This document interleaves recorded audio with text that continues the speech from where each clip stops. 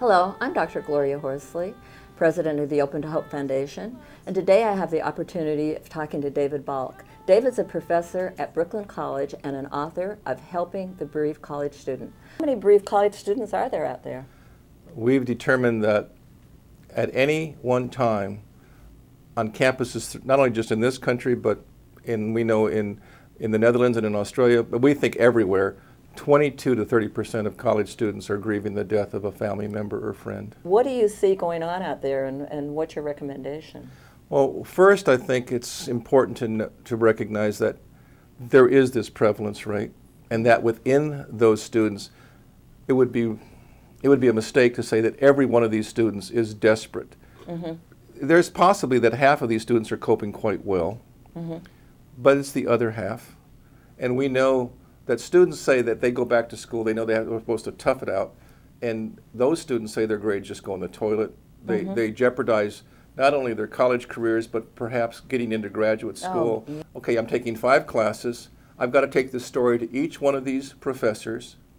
I don't know how this story is going to be taken. I don't even know how I'm going to talk to this person about what I'm going through.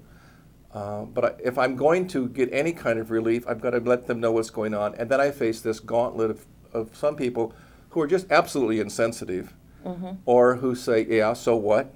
Mm-hmm. You know, the test is next week. You take it or you fail it. I know very few students who've said they made the right decision. They thought they needed to go back. And they said then they suffered for it. They got themselves in this academic hole.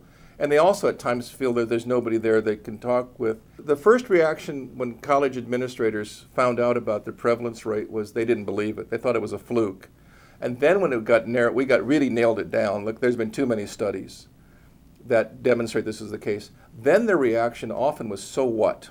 Right. And I don't think that was just completely insensitive. It was like, and so well, what are we supposed to do about this?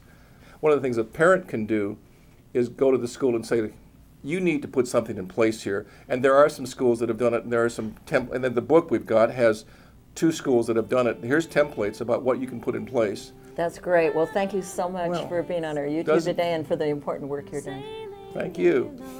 My bright-eyed girl and me, it was like nothing to be sailing along, watching you laughing, find myself laughing and strong for you.